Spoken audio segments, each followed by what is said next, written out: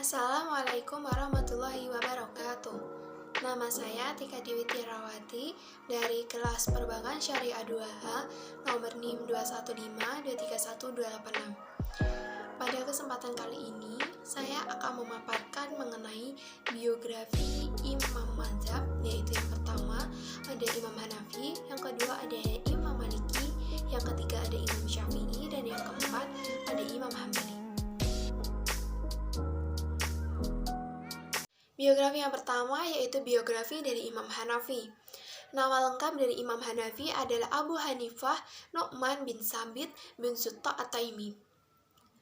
Beliau lahir di Kufah, Irak pada tahun 80 Hijriah atau 699 Masehi pada masa pemerintahan Abdul Malik bin Marwan. Ayahnya, Sabit, beliau merupakan keturunan dari Persia, sedangkan kakeknya, beliau adalah berasal dari Afghanistan. Selanjutnya, pendidikan yang pernah ditempuh oleh Imam Hanafi. Sejak beliau masih kecil, beliau sudah menghafal Al-Quran. Di usianya yang remaja, beliau mempelajari mengenai ilmu keagamaan dengan ulama-ulama di Kufah. Di Kufah, beliau juga belajar mengenai filsafat Yunani. Tidak hanya belajar mengenai ilmu fikih, beliau juga belajar mengenai ilmu lainnya seperti tauhid. Kemudian Ibu Hanifah berpaling dari ilmu pengetahuan karena saran dari gurunya, yaitu Asy-Sya'ab. Dalam bidang fikih, beliau berguru dengan ulama yang terkenal pada masa itu, yaitu Hammad bin Abu Sulaiman. Setidaknya tidak lebih dari 18 tahun lamanya. Nah, Abu Hanifah sendiri atau Imam Hanafi, beliau juga bertemu dengan 9-10 orang dengan sahabat dari Nabi Muhammad SAW. Di usianya yang kurang lebih 16 tahun, beliau pergi dari Kufah menuju Mekah untuk melaksanakan ibadah haji dan juga berkunjung ke Madinah. Dalam perjalanan ini, beliau berguru dengan tokoh tabi'in, yaitu Atha bin Abi Rabah.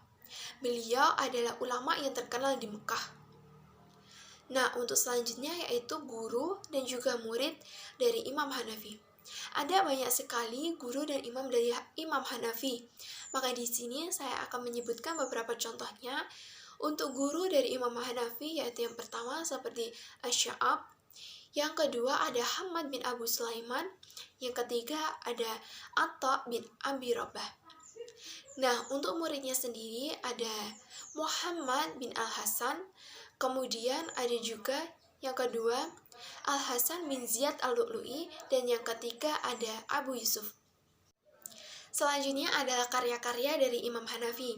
Ada banyak sekali karya dari Imam Hanafi, akan tetapi di sini saya akan menjelaskan 3 dari karya yang beliau hasilkan. Yang pertama ada Al-Faraid, ini membahas mengenai harta warisan.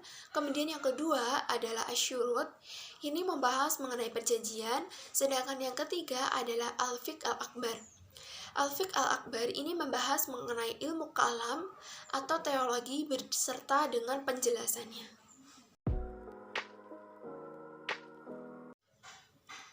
Nah, selanjutnya adalah biografi dari Imam Maliki.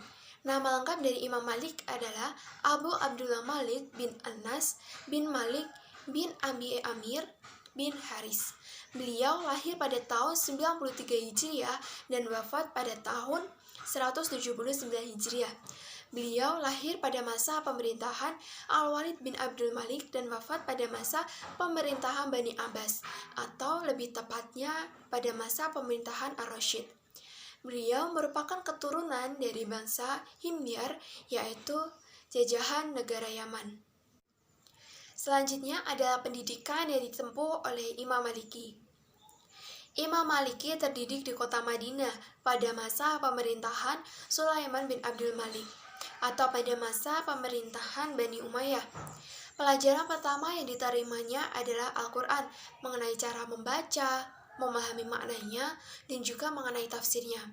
Selain itu, beliau juga memahami mengenai hadis dari Nabi Muhammad SAW. Oleh karenanya, beliau mendapat julukan sebagai ahli hadis.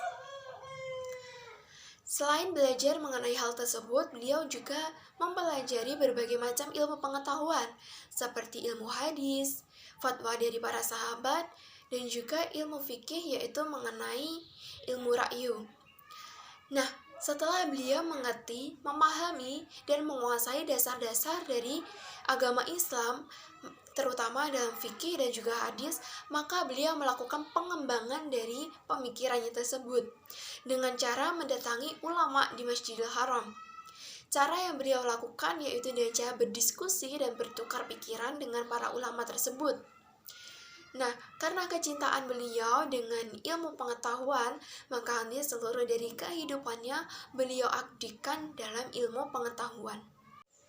Nah, untuk selanjutnya yaitu guru dan murid dari Imam Maliki.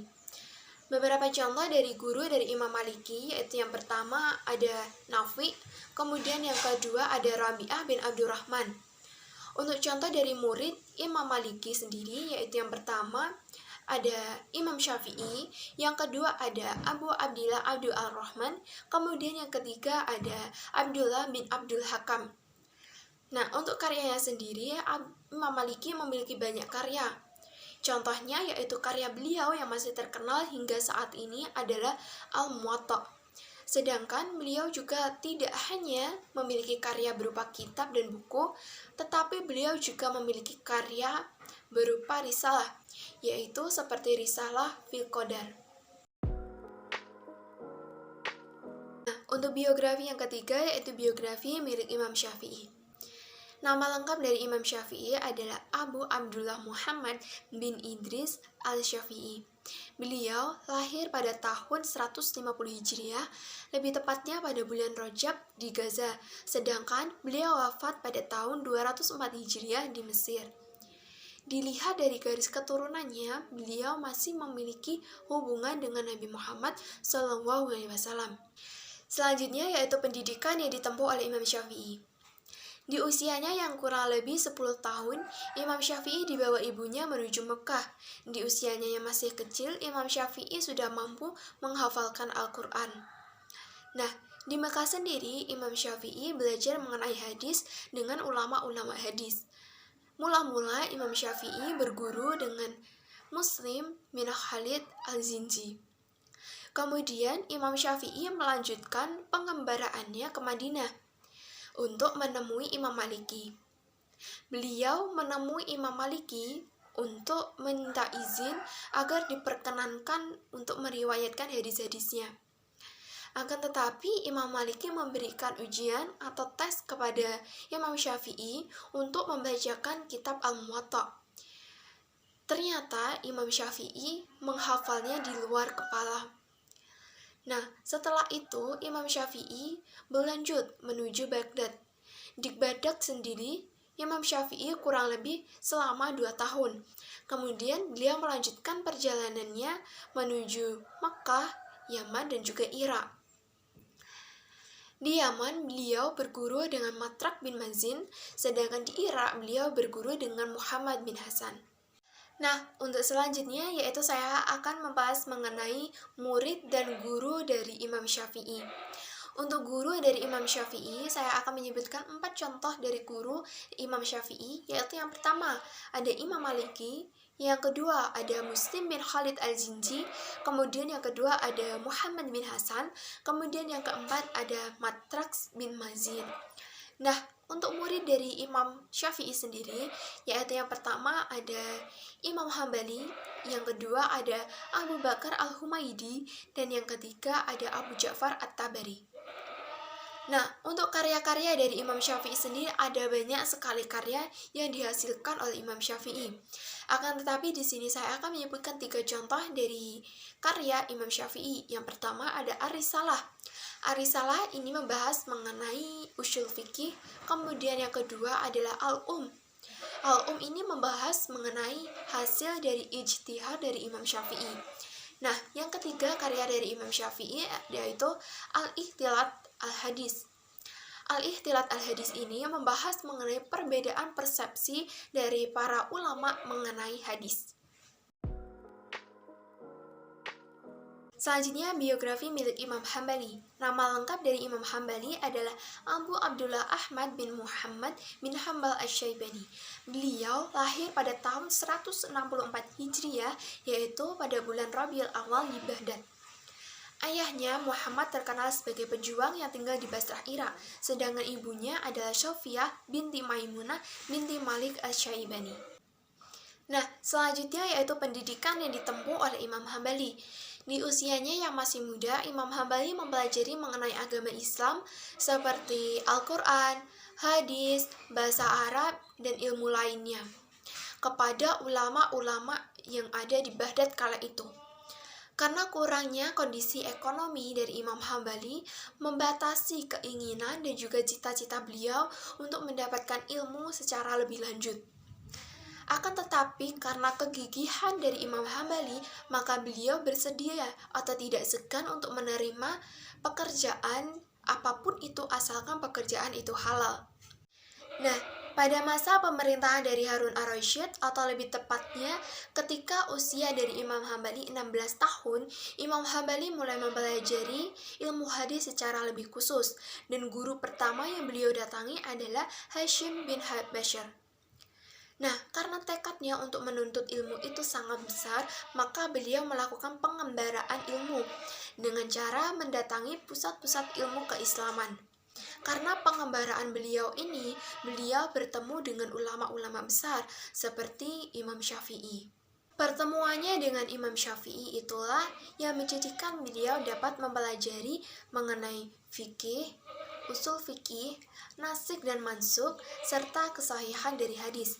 Perhatiannya terhadap hadis membuahkan kajian yang memuaskan dan memberi warna lain pada pandangan fikihnya.